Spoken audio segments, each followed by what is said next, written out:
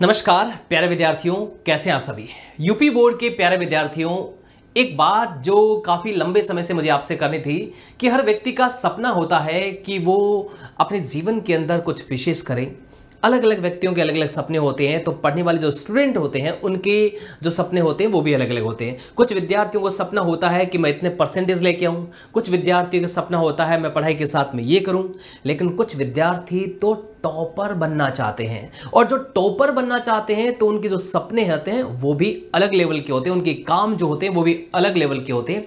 यदि आपका सपना भी टॉपर बनने का है और आप चाहते हैं कि मैं इस बार यूपी बोर्ड के अंदर क्लास 12th के अंदर टॉप करूं, टॉप रैंक लेकर के आऊं, तो आपके लिए वीडियो बहुत महत्वपूर्ण है। मैं आपको एक पावरफुल स्ट्रेटेजी बताने वाला हूं, आपको 5 ऐसे टिप्स बताने वाला हूं जो आपको टॉपर बनने में बहुत मदद करने वाले हैं। तो चलिए शुरू करते हैं। मैं हूं प्रताप राजपुरोहित और आपको इस वीडियो में बताने वाला हूं कि आप टॉपर कैसे बन सकते हैं। प्यारे विद्यार्थियों, हर व्यक्ति का लक्ष्य होता है, जैसे मैंने कहा हर व्यक्ति का सपना होता है, तो सपने देखने भी चाहिए और सपने देखेंगे तभी तो पूरा करेंगे उसको। हमारे दिमाग में, मन मस्तिष्क में तो सपना हमारे होना ही चाहिए। आप लोगों का क्या लक्ष्य है, क्या टारगेट है, आप लोग कमेंट बॉक्स में लिख करके मुझे जरूर बताना। और लक्ष्य आपका होना बहुत जरूरी है। अगर लक्ष्य हमारा नहीं होता है तो हम ठीक तरीके से काम नहीं कर पाते। किसी ने कहा ना कि जो लक्ष्य निर्धारित नहीं करते वो यूं ही रह जाते हैं। जो लक्ष्य निर्धारित नहीं करते वो यूं ही रह जाते हैं, जैसे बिना टहनी के पत्ते पानी में बह जाते हैं। इसलिए जीवन में लक्ष्य तय होना बहुत जरूरी है। यदि आपका लक्ष्य भी टॉपर बनना है, टॉप रैंक लेके आना है, अच्छा स्कोर करना है, तो आपके लिए वीडियो बहुत महत्वपूर्ण है। मैं आपको 5 ऐसे टिप्स बताने वाला हूं जो आपको टॉपर बनने में बहुत मदद करने वाले हैं। तो चलिए शुरू करते हैं। सबसे पहले तो प्यारे विद्यार्थियों, हमारे मन मस्तिष्क में अपने आप को पॉजिटिव दृष्टिकोण रखना है कि नहीं, मैं अच्छा करूंगा, मैं टॉपर बनूंगा, मैं बढ़िया रैंक लेकर के आऊंगा। हमारे दिमाग को ऐसी ही चीजें देनी जरूरी है।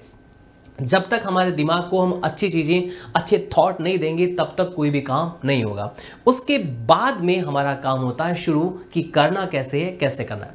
विद्यार्थियों, जब हम किसी भी विषय को पढ़ते हैं तो हम क्या करते हैं, पढ़ना शुरू कर दिए, उसको पढ़ना शुरू कर दिए। लेकिन उस विषय को पढ़ने से पहले उस विषय की पूरा सिलेबस हमारे पास होना चाहिए। और सिलेबस को पढ़ करके उसके बाद में जो भी विषय हम पढ़ रहे हैं, उसका जो टॉपिक पढ़ रहे हैं, जो चैप्टर पढ़ रहे हैं, उसका सबसे पहला इंपॉर्टेंट जो आपका टिप्स आता है, आपका उसका टॉपिक का कॉन्सेप्चुअल क्लियरिटी होना बहुत जरूरी है। चलिए पांचों के पांचों टॉपिक में से सबसे पहला जो हमारा टॉपिक है वो है कॉन्सेप्चुअल क्लियरिटी। टॉपर्स जो होते हैं वो अपने स्टडी कैसे करते हैं, उनका प्लान क्या रहता है, सबसे पहले अपने विषय का वो कॉन्सेप्ट क्लियर करते हैं। सबसे पहला जो इंपॉर्टेंट पॉइंट क्या है, वो कॉन्सेप्चुअल क्लियरिटी रखते हैं। कॉन्सेप्चुअल क्लियरिटी का मतलब यहाँ पर समझना आपको, जैसे कि मान लो आप फिजिक्स पढ़ रहे हैं, अकाउंट्स पढ़ रहे हैं, या फिर आर्ट्स में कोई थ्योरी का सब्जेक्ट पढ़ रहे हैं। आप उस विषय को पढ़ तो रहे हैं, याद कर रहे हैं, मान लो कोई क्वेश्चन याद किया, लिख भी दिया, लेकिन कॉन्सेप्ट जरूर क्लियर करना बहुत जरूरी होता है। अगर आपका कोई प्रैक्टिकल सब्जेक्ट है जिसको समझना जरूरी है, तो अगर समझेंगे नहीं, जैसे मैथमेटिक्स है, उसको अगर आपने समझा नहीं तो जो क्वेश्चन आपने किया है वो एज इट इज आ जाता है, आप वो तो कर लेंगे, लेकिन दूसरा क्वेश्चन अगर कोई बन करके आ गया तो उसको आप बना नहीं पाएंगे। इसलिए सबसे पहला और इंपॉर्टेंट काम क्या करना है, आपको हर विषय की कॉन्सेप्चुअल क्लियरिटी रखनी बहुत जरूरी है। जो भी टॉपिक पढ़ रहे हैं, जो भी सब्जेक्ट आप पढ़ रहे हैं, पहले उसका कॉन्सेप्ट क्लियर करें।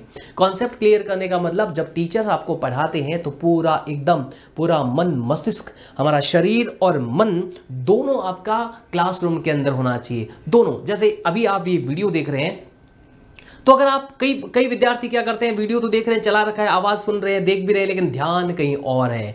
यानी हमारा मन बहुत चंचल होता है, हजारों किलोमीटर की यात्रा करता रहता है। हम बैठे हैं, हमारा फिजिक्स जो है, हमें भौतिक रूप से तो कहीं पर एक कमरे के अंदर, किसी रूम के अंदर बैठे हैं, लेकिन हमारा मन हजारों किलोमीटर की यात्रा कर रहा होता है। तो हमारा मन जो है वो वहीं पर होना चाहिए जो काम हम कर रहे हैं। इसके लिए स्वामी विवेकानंद ने एक बहुत महत्वपूर्ण बात कही है कि जो भी काम करें उसमें 100% दें। अगर आप पढ़ाई कर रहे हैं तो पूरा 100% आप वहां पर होने चाहिए, 100% आप वहां पर होना चाहिए। तो जब भी आपके टीचर जब आपको पढ़ा रहे हैं तो आप एकदम पूरा कंसंट्रेशन रखें, पूरा पूर्ण रूप से आप एकाग्रचित होकर के पढ़ें, तो आपको जो टीचर्स पढ़ा रहे हैं वो अच्छे से समझ में आएगा। जब अच्छे से समझ में आएगा तो जब आप उसको पढ़ेंगे तो आप उसकी क्वेश्चंस अच्छे से बना पाएंगे, उसकी थ्योरी को आप अच्छे से समझ पाएंगे, लिख पाएंगे। तो सबसे पहला और महत्वपूर्ण काम आपको कॉन्सेप्चुअल क्लियरिटी रखनी बहुत जरूरी है। जो भी टॉपिक है, जब तक कॉन्सेप्ट क्लियर नहीं हो आगे ना बढ़े, उसको कॉन्सेप्ट को क्लियर करके चलें। कॉन्सेप्ट क्लियर होगा तो आपको रटना नहीं पड़ेगा। समझी हुई चीजें लंबे टाइम तक हमारे अनकॉन्शियस माइंड में चलती रहती है और रटी हुई चीजें कम समय पर हमारे पास रहती है, इसलिए समझना बहुत जरूरी है। तो सबसे पहला और इंपॉर्टेंट काम टॉपर बनने के लिए आपको क्या करना पड़ेगा, आपको हर विषय का कॉन्सेप्ट क्लियर करना होगा। अगर आपने कॉन्सेप्ट क्लियर किया है तो आपको परेशानी नहीं आएगी, आप जो चीजें पढ़ेंगी आपको अधिक समय तक याद रहेगी। नंबर 2, दूसरा इंपॉर्टेंट काम जो टॉपर्स हैं वो क्या करते हैं, अपना टाइम टेबल बनाते हैं, समय सारणी बनाते हैं। तो आपको भी अपना एक टाइम टेबल बनाना होगा, एक समय सारणी बनानी होगी। आपको देखना है कि आपका स्कूल का टाइमिंग क्या है, आपका ट्यूशन का टाइमिंग क्या है, आपका रिवीजन का टाइमिंग क्या है, आपका सेल्फ स्टडी का टाइमिंग क्या है, आपका खेलने का टाइमिंग क्या है, आपका सोने का टाइमिंग क्या है। पूरा 24 आवर जो आपके पास है, हर स्टूडेंट के पास इतना ही समय है।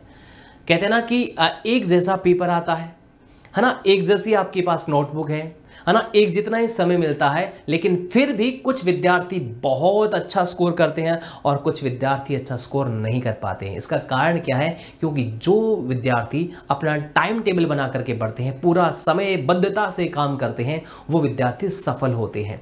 और यदि आप भी टाइम टेबल बना करके पढ़ते हैं, अपनी समय सारणी बना करके पढ़ते हैं, तो आपको क्या करना पड़ेगा, इसके लिए प्लान बनाना पड़ेगा। 24 आवर, पूरा का पूरा आपका जो 24 आवर है उसका आप एनालिसिस कीजिएगा कि आप क्या करते हैं। लिख डालिए, सबको पूरा का पूरा लिख डालिए आप कि भाई ये मेरा समय क्या है। आप देखेंगे बहुत सारा ऐसा समय होगा जो आपको लगेगा अरे यार ये टाइम मेरा ऐसे ही वेस्ट हुआ है ना, इसका तो मैंने देखा ही नहीं, ये इतना टाइम होता है मेरे पास। जब आप देखोगे तो पता चलेगा कि इस टाइम का यूटिलाइजेशन कैसे किया जा सकता है। पूरा एनालिसिस कीजिए, अपनी समय सारणी बनाइएगा। और जो काम देखो, हमारे अलग अलग ऑब्जेक्ट होते हैं, प्राइमरी और सेकेंडरी। प्राइमरी और सेकेंडरी, जैसे मैं आपको ऑप्शन दूं, नंबर 1 कि आपका कोई क्लास टेस्ट होने वाला है या फर्स्ट यूनिट टेस्ट होने वाला है, और नंबर 2 कि यार आपको कोई खेलने जाना है या कोई मूवी देखना है या टीवी देखना है, कुछ करना है। तो प्राइमरी ऑब्जेक्ट क्या है आपका, उसकी क्लास टेस्ट की तैयारी करनी या फर्स्ट यूनिट टेस्ट की तैयारी करनी। सेकेंडरी क्या है, आपको मूवी देखने जाना है या फिर और कुछ काम करना है। तो आपको ऑब्जेक्ट तय करने हैं आपके कि कौन कौन से ऑब्जेक्ट है। जो मैंडेटरी जो करना है वो पहले करना है, उसके बाद में सेकेंडरी, उसके बाद में तीसरा। ऐसे कैटेगराइज करना है अपने जो डेली रूटीन के जो काम है उसको भी कैटेगराइज करना कि हाँ जिसको अवॉइड किया जा सकता है, हाँ इसको अवॉइड कर देते हैं, इसको ये पहला जरूरी है, तो वो हमने किया। वो करके उससे फ्री होकर के आपके पास समय रहता है तो कर सकते हैं। तो आपको अपना 24 आवर का पूरा टाइम मैनेज करना है कि किस तरह से मेरे पास कितना टाइम है, उसको कितना समय आपको देना है। तीसरा इंपॉर्टेंट पॉइंट आता है, विद्यार्थी पढ़ते बहुत है कि सर मैं तो कितने पढ़ाई, मेरे जितनी तो कोई पढ़ाई करता ही नहीं सर, मैं तो स्कूल में पढ़ता हूँ, ट्यूशन पढ़ रहा हूँ, सब कर रहा हूँ सर, लेकिन पढ़ा बहुत पढ़ा, लेकिन रिवीजन नहीं करते हैं। रिवीजन का मतलब यह है आपको जो पढ़ लिया उसको वापस से देखना ही देखना है। मैं अक्सर उदाहरण देता हूं विद्यार्थियों को कि आप किसी भी नई स्कूल के अंदर एडमिशन लेते हैं तो आपको वहां पर अगर क्लास के स्टूडेंट का पूछा जाए, आपकी क्लासरूम के अंदर मान लो कि 50 स्टूडेंट है और आपसे पूछा जाए कि 49, एक तो आप खुद होगे 49 स्टूडेंट के नाम बताओ, तो आप नहीं बता पाते हैं। क्यों नहीं बता पाते हैं? क्योंकि आप नए आए स्कूल के अंदर और आप उनके नाम जानते नहीं, उनके फेस से भी नहीं जानते हैं, तो आपको दिक्कत आती है। दूसरे दिन पूछा जाए तो भी नहीं बता पाते हो। 15 दिन बाद पूछा जाए तो आसपास के जो स्टूडेंट है, आगे पीछे अगल बगल है ना, जो आगे पीछे बैठे हैं, आज के आसपास बैठे हैं, उनको जानने लग जाते हैं आप, है ना। तो कुछ लोगों के बता पाते हैं, महीने भर बाद में पूछा जाए तो आप बता देते हो। क्यों ऐसा क्यों होता है?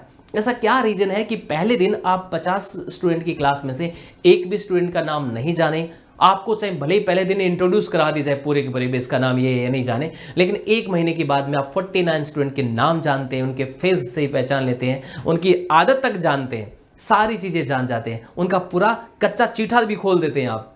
ऐसा कैसा कर लेते हैं? इसका रीजन क्या है? क्योंकि रोज आपके सामने वो आए हैं, रोज उनका चेहरा आपने देखा है। जैसे ही आपने उनका चेहरा देखा, आपके दिमाग ने रिकॉल किया, अच्छा ये तो राहुल है, ये तो मनोज है, ये है, ये वो है, सीधा आप रिकॉल कर पाते हैं।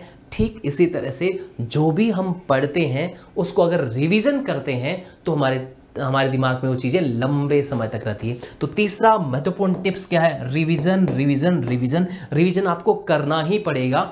अगर आप बहुत अच्छा समझते हैं, आप ऐसे स्टूडेंट हैं जिसके लर्निंग बहुत अच्छी है, क्लास में टीचर ने पढ़ाया, फटाक से हाथों हाथ दिमाग में याद हो गया, अपने पास वाले को बता भी दिया, भाई साहब इंटेलिजेंट आदमी हूँ मैं, लेकिन यदि उसको आपने पढ़ा नहीं, वापस से याद नहीं किया, वापस से दोहराया नहीं, तो चाहे आप कितने इंटेलिजेंट हो, आपके दिमाग से वो चीज़ें स्किप हो जाएगी, आप लंबे समय तक उसको याद नहीं कर पाएंगे। और जब वापस लंबे समय बाद उसको देखोगे तो सोचोगे यार कैसे बताया था सर ने, आज तो मैं याद ही नहीं कर पा रहा हूँ। इसलिए रिवीजन बहुत ज़रूरी है। रिवीजन का भी आप प्लान बनाइए, जैसे मैंने आपको टाइम टेबल का कहा वैसे रिवीजन का प्लान बनाइए। रिवीजन का प्लान आप कैसे बनाएंगे? रिवीजन के लिए आप देखिए कि भाई वीकली रिवीजन कर सकते हैं, 15 दिन से कर सकते हैं, 3 दिन से कर सकते हैं, आप प्लान बनाइए। वीकली रिवीजन तो करें ही करें, क्योंकि संडे एक मिल जाता है आपको, तो वीकली रिवीजन का प्लान तो आप रखें ही रखें। अगला महत्वपूर्ण पॉइंट आता है आपका डिसिप्लिन। जीवन में सब कुछ है, सब पता है, हमारे पास नॉलेज है, ज्ञान है, एक्टिव भी है, पढ़ते भी हैं, सब भी करते हैं, लेकिन डिसिप्लिन नहीं है, अनुशासन नहीं है। अनुशासन नहीं है तो सफलता आपसे कोसों दूर चली जाएगी, है ना। टॉपर बनने वाले कोई अलग काम नहीं करते, लेकिन हर काम को अलग तरीके से करते हैं। डिसिप्लिन है, तय किया ये करना तो करना है, और कोई बाधा आती है हमें विचलित करने के लिए तो ना आए। बाधाएं कब बांध सकी है आगे बढ़ने वालों को, उस बाधा को कहना है भाई रुक जाओ, ना आए। आपको ना कहना भी सीखना है। परिवार में, घर परिवार में, आसपास में बहुत सारे ऐसे दोस्त, परिवार वाले बहुत सारे, वहाँ चलो वो करो, ना कहना भी आना चाहिए। सॉरी, बड़े पोलाइट तरीके से आपको, सॉरी माफ़ कीजिएगा, मैं अपने पढ़ाई में व्यस्त हूँ या इस कार्य में व्यस्त हूँ, इसलिए मैं नहीं आ पाऊँगा, माफ़ी चाहता हूँ। गुस्सा करके अपना दिमाग खराब नहीं करना है, दूसरों का भी नहीं करना है, एकदम पोलाइट तरीके से कहना है, नहीं मैं समय नहीं दे पाऊँगा, माफ़ी चाहता हूँ, कोई दिक्कत नहीं है। ऐसा आपको स्ट्रिक्ट बनना पड़ेगा, अपने आप के प्रति स्ट्रिक्ट बनना पड़ेगा, तब जाकर के काम हो जाएगा। तो पॉइंट नंबर 4, डिसिप्लिन होना जरूरी है।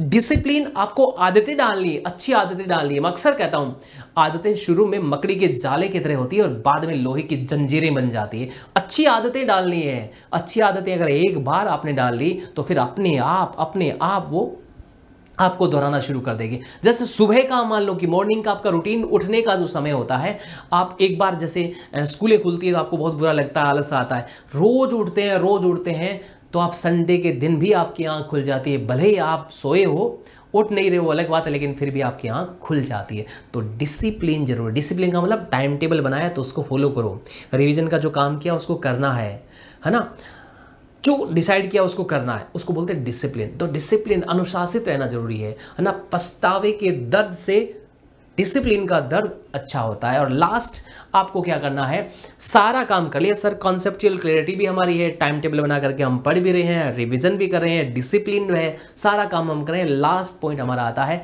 अब परीक्षा आ गई, अब क्या करना है। तो परीक्षा से पहले परीक्षा देनी है।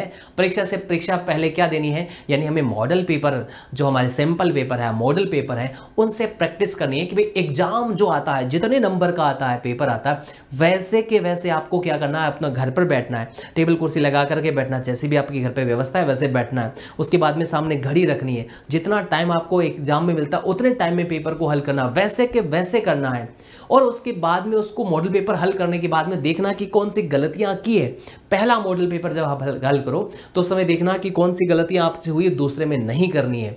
ऐसे करके अगर आप करोगे तो निश्चित रूप से आप टॉपर बन जाओगे, आपको टॉपर बनने से कोई रोकेगा नहीं।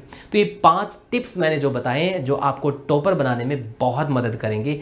आपका लक्ष्य क्या है इस बार, कितने परसेंटेज हासिल करना है, कमेंट बॉक्स में लिख के ये बताना, जरूर बताना है, ठीक है। आपको ये वीडियो कैसा लगा कमेंट बॉक्स में लिख के जरूर बताना, और उम्मीद करता हूं कि आप जो लक्ष्य तय करोगे वो आपको प्राप्त होगा। ये वीडियो देखने के लिए और इस चैनल से जुड़ने के लिए आप सभी का बहुत बहुत आभार।